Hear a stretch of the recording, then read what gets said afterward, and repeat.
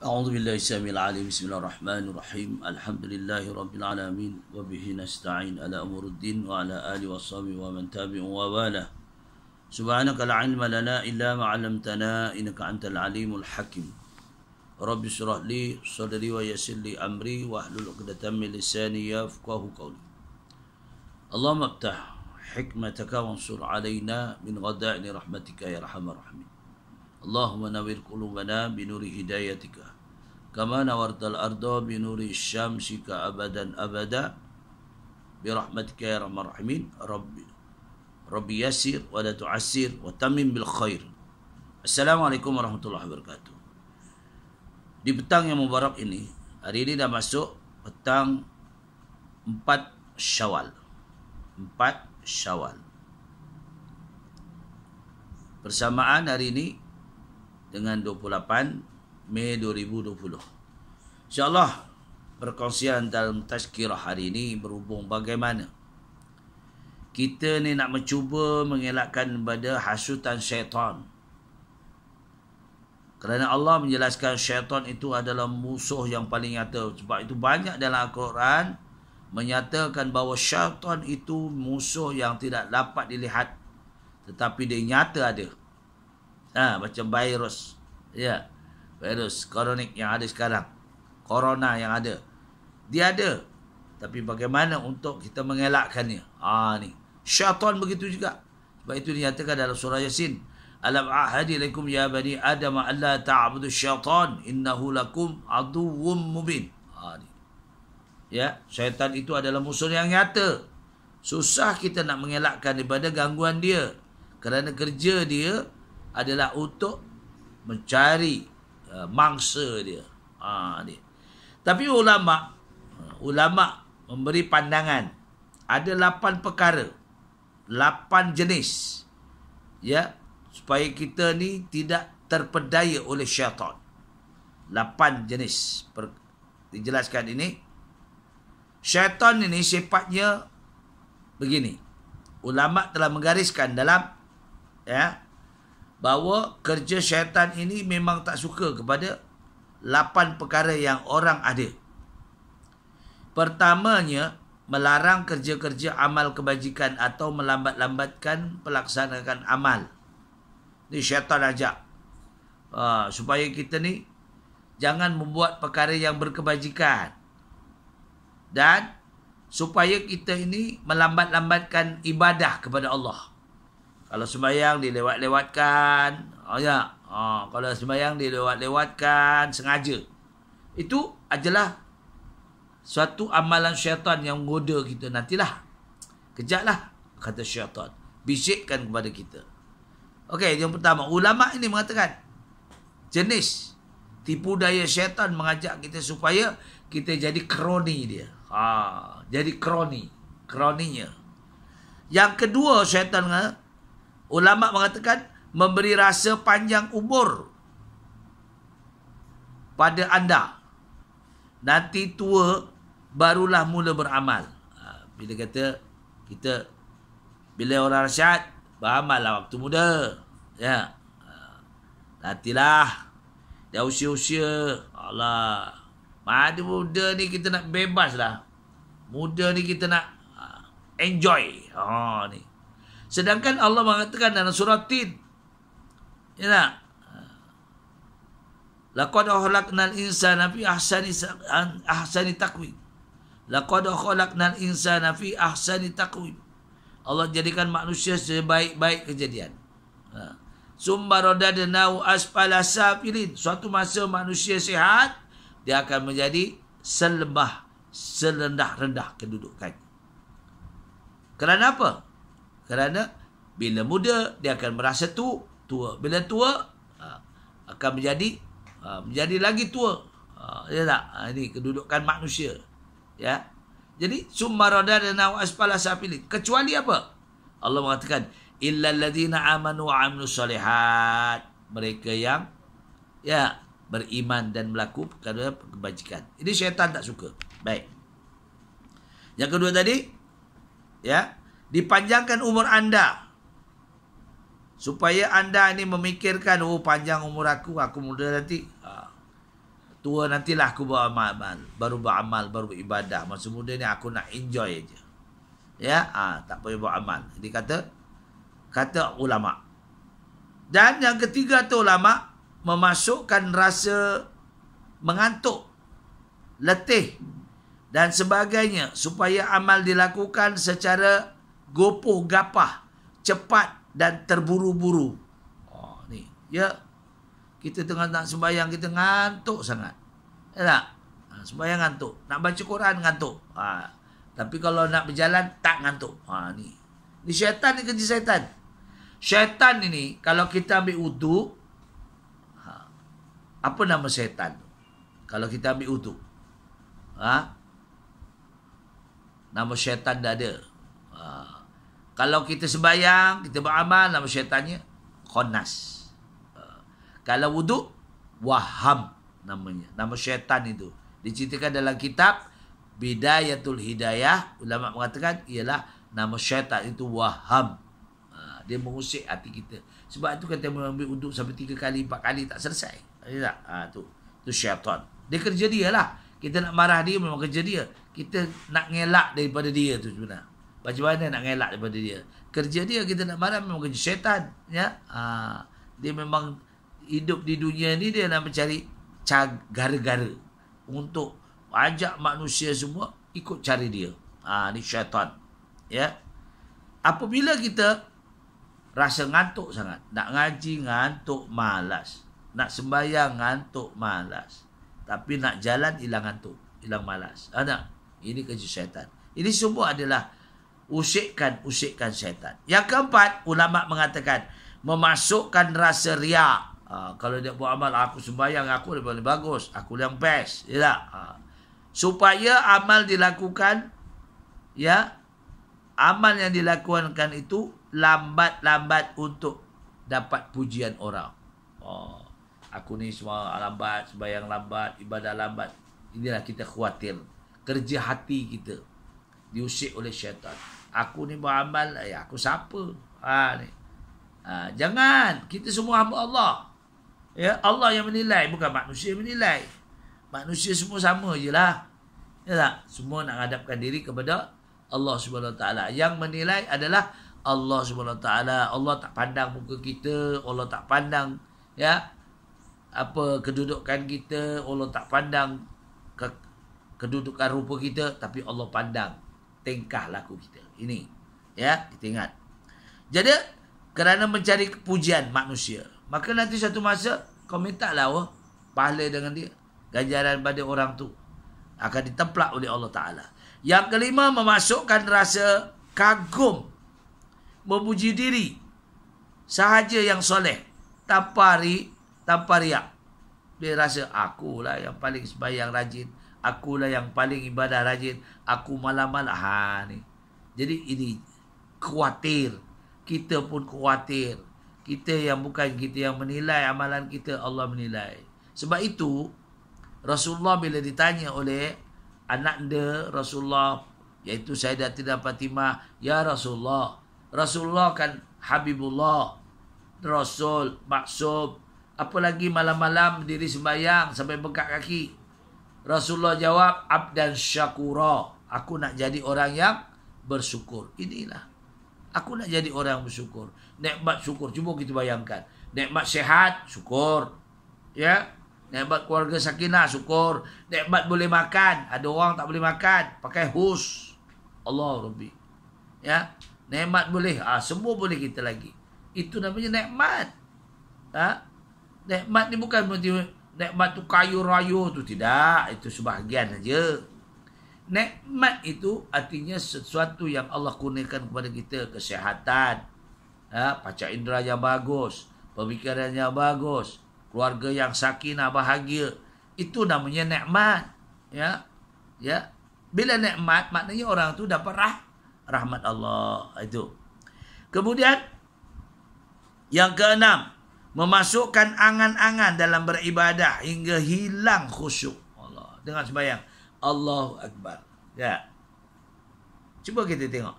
Ara'aital ladzi yukadzibu biddin, fadzalikal ladzi yad'ul yatim, ولا يحض على طعام المسكين فويل للمصلين الذين هم عن صلاتهم ساهون.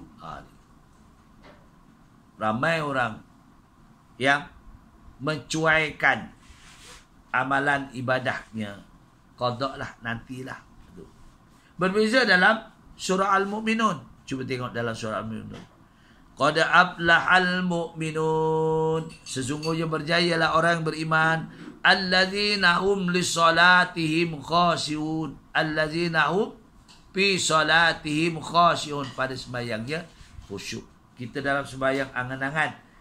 Rakaat pertama best. Okey, rakaat kedua best. Rakaat ketiga, alah, aku bau lemang lah. Macam mana ni? Itu namanya ujian. Angan-angan. Ya. Inilah satu yang kita khawatir. Boleh menyebabkan khusyuk kita hilang. Ya. Ni.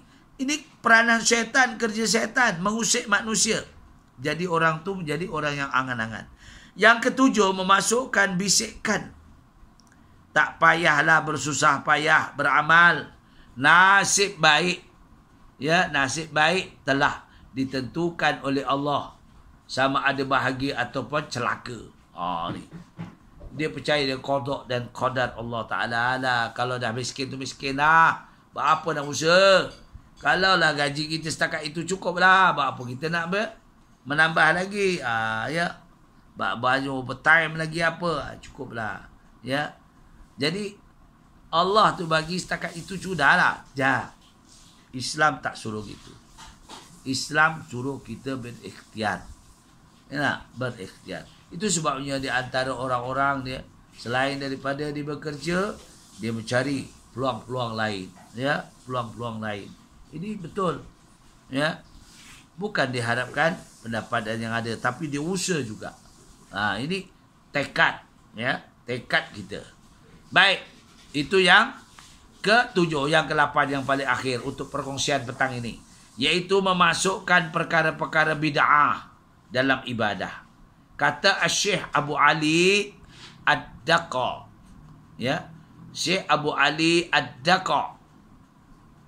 Kalau ada seseorang laki-laki mendapat wahyu tetapi tidak dirujukkan kepada guru yang mursyid, guru yang mahir, guru yang faham, guru yang cerdik, guru yang pandai, guru yang berilmu, derajat yang tinggi, kena rujuk, maka dia tak akan mendapat daripadanya sesuatu daripada rahsia-rahsia Allah. Kata Syekh Abu Yazid Al-Yustani, Al-Bustani, apa dia? Siapa yang tidak ada baginya guru, maka gurunya ialah syaitan. Dia berguru dengan buku saja, kitab, rujuk kitab. Dia tak tanya, tak rujuk kepada orang yang ada ilmu. Ini pun bahaya juga. Ya, ini kata Syekh Abu Yazid Al-Bustani. Ya.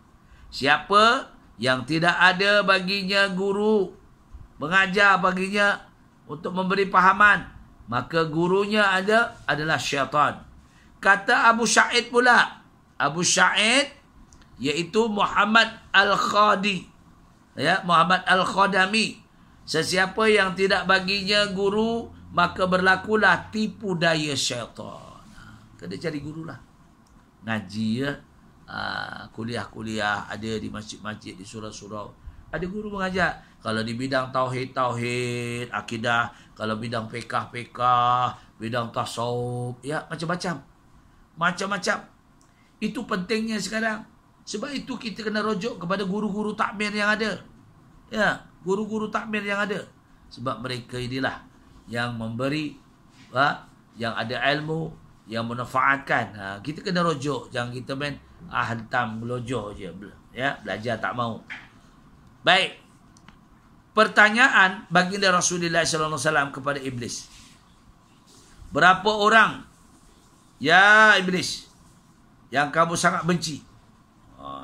Ulang balik, ya. Ini benci. Iblis mengatakan, di kalangan umatku. Jawab Iblis, ialah lebih kurang 15 orang. Yang aku paling benci, aku tak suka. Siapa dia? Pertama kamulah, kata Iblis. Pertama kamu. Kamu aku paling tak suka. Kamu pendakwah. Yang kedua, orang kaya yang merendah diri. Orang kaya tapi tidak sombong, mengimpakkan hartanya sebagian daripada. Ketiganya, raja yang adil, pemimpin yang adil. Memberi adil. Dia memimpin, dia tengok rakyat miskin, ya, dibagi, ya, impakkan duit. Dia seperti kerajaan yang ada baitul mal, ya. Ni yang penting. Ni, ya, ada mawib. Ni dalam di kerajaan Malaysia lah. Yang ketiganya, orang kaya yang merendah diri. Dia orang kaya merendah diri. Kemudian yang keempatnya ialah orang yang merdeka tapi benar. Dia tak cakap sombong. Cakapnya benar, jujur, amanah, merdeka. Ni bukan hamba abdi, ni merdeka. Saya dia orang merdeka. Yang kelima, orang alim yang sembahyangnya khusyuk. Ni sembahyang dia khusyuk, tawaduk. Ini syaitan tak suka. Yang keenam, mukmin yang boleh memberi nasihat. Inilah penting kita tazkirah ni. Orang-orang yang beriman yang boleh memberi nasihat, natijah ilmu pengetahuan untuk pegangan bersama, untuk, ya, nasihat semuanya kepada umat-umat yang beriman kepada Allah Ta'ala, beramal-amal yang baik. Yang ketujuhnya, mukmin yang berkasih sayang. Jiran tetangga bersayang sayang, kasih sayang dengan ahli keluarga, saling hormat menghormati. Ini yang syaitan tak suka. Ni asyik bergaduh aja. Syaitan tak suka. Dengan jiran bergaduh, tetangga bergaduh. Tembuk muka je. Macam rimau dengan singa. Rimau dengan singa. Kadang-kadang singa menang, kadang-kadang rimau menang. Tu. Ya tak? Ni. Jangan gitu. Sikap kita, sikap manusia. Innamal mu'minuna ikhwah. Setiap orang yang beriman itu adalah bersaudara. Tak ada masalah. Ya, kalau kita timbul masalah itu, dia. Yang ke-8, orang yang bertaubat, yang kekal dengan taubatnya. Dia sentiasa Allah malam-malam sembahyang taubat, sembahyang tahajud. Dia meminta ampun pada Allah. Bagi kita manusia tak sunyi daripada lakukan dosa. Yang ke-9, orang yang warak dari benda-benda yang haram dan subahat. Warak, dia orang yang warak daripada perkara-perkara yang subahat. Ya, apa dia? Riba misalnya. Tu. Apa lagi? Benda yang haram. Ni warak ni. Baik. Yang ke-10-nya, mukmin yang mengkali air sembahyang wuduk. Sentiasa dirinya ada air sembahyang wuduk. Seperti siapa? Sebenarnya Sayyidina Bilal bin Rabah. Yang ke-10. Yang ke-11, mukmin yang banyak bersedekah. Sedekah apalah? Sedekah senyum, ya. Senyum pun okey, sedekah juga. Ya, niat kita senyum untuk silaturahmi. Ni. Kalau kita bersedekah jiran tangga kita, ya. Ya. Yang ke-12, mukmin yang elok perangai. Tepang orang, ya, baik, sopan santun. Dekat keluarga pun sopan santun. Ini orang mukmin yang elok perangai. Ini yang dibenci oleh Iblis. Disukai oleh manusia, disukai oleh malaikat, disukai oleh Allah, tetapi dibenci oleh Iblis. Sebab baginda bertanya kepada Iblis. Ya. Yang ke-12. Yang ke-13, mukmin orang beriman yang memberi manfaat kepada manusia lain. Ni. Kita tengoklah kalau di Kuala Lumpur gelanggangan banyak ni, gelandangan dibantu oleh OJO yang pihak-pihak tertentu. Ini orang yang membantu ni adalah orang yang dinamakan orang yang memberi sumbangan. Ya tak? Bukanlah orang memberi sumbangan itu jadi miskin. Tak ada. Banyakkan kaya. Kita ambil contoh. Siapa? Umar bin As. Makin kaya. Abu Bakar Siddiq. Makin kaya. Umar bin Khattab. Makin kaya. Ya tak? Ni. Dia dapat bagi sumbangan untuk orang-orang yang susah. Sebab itu kita dijadikan duduk kat dunia ini. Tak semuanya kaya, tak semuanya miskin. Ya. Jadi ada orang kaya bantu orang miskin. Orang miskin bantu orang kaya. Ni ada. Ada orang dia duit banyak, kaya, tapi dia segi ilmiahnya kurang. Tapi dia segi ekonominya bagus, dia punya kerjayanya bagus, tapi segi ilmu agama dia kurang. Tapi dia terima duit itu, dia agih-agihkan kepada pondok-pondok, mahtahfiz, masjid-masjid. Ini sumbangan yang baik. Sumbangan yang baik, ya. Sebab ini kan perkara yang kita yang kalau kita lakukan mendapat rahmat dan maghfirah Allah Taala. Yang ke-14, orang yang suka membaca Al-Quran. Siang malam Quran aja. Tak habis-habis baca Quran. Ini sebab Quran itu nanti bila kita mati, tahu tak? Kalau tahu kita mati, kita dalam kubur, dia akan datang menziarah kita, akan datang sentiasa bersama dengan kita. Semua orang tak ada. Isteri kita tercinta pun tak ikut. Kalau kita mati, mana? Kau nak mati, laki suami kamu dah meninggal. Tak nak, dia dah mati, biarlah. Isteri begitu, suami begitu. Cinta dunia saja. Tak ada yang ikut mati. Tapi Al-Quran yang kita baca, kita masuk dalam barzah, dalam kubur, dia akan datang. Dia akan baca Quran. Siapa kamu? Ditanya oleh roh, siapa kamu? Akulah yang kamu selalu baca. Akulah Al-Quran. Ya, tak kira surah apa yang kita baca. Ni. Ya, jadi inilah amalan-amalan yang boleh memanfaatkan, ya. Yang ke-15, mukmin yang berdiri malam sembahyang tahajud. Di kala orang sunyi tidur semua, yang kita sanggup bangun malam. Inilah yang kita nak, ya, kerana Allah Subhanahu Wa Taala. Kita bangun kerana Allah, kita ibadah kerana Allah. Kat dunia ni memang, tapi kalau orang mengamalkan, kata ulama, siapa yang mengamalkan perkara-perkara ini, hidupnya senang, jiwanya tentram. Sebab Allah kata, allazina amanu wa tatma'inna qulubuhum bi zikrillah, ala bi zikrillah tatma'innul qulub.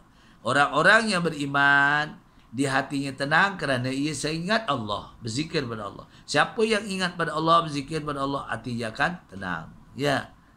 Dalam surah Anfal ayat 2 misalnya, innamal mu'minuna allazi dzukirallahu wajilat qulubuhum wa iza tuliyat ayatuhum zadathum imanan. Jadi sungguhnya orang-orang yang sempurna imannya itu hatinya sentiasa lekat, wajilat qulubuhum. Sentiasa lekat dengan zikirullah, lekat dengan ibadah, lekat dengan kalimah-kalimah tahmid, ya, istighfar, itu yang tanda-tandanya. Ini menyebabkan jadi dia orang yang jadi tenang hati, ya, orang tenang. Sebab Allah katakan, fazkuruni askurkum washkuruni wala takfurun. Ingatlah kamu kepada kami dan kami ingat kamu. Jangan sombong di muka bumi kami.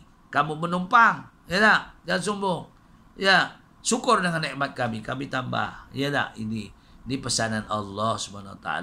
Bagi kita lah manfaatkan, mudah-mudahan perkongsian pada petang ini untuk menjadi pedoman untuk saya yang bercakap dan tuan-tuan yang mendengar. Yang baik semuanya daripada Allah. Mana kekurangan saya mohon maghfirah Allah. Aku liqauli hadza astaghfirullahalazim wa lakum wa billahi taufik wal hidayah.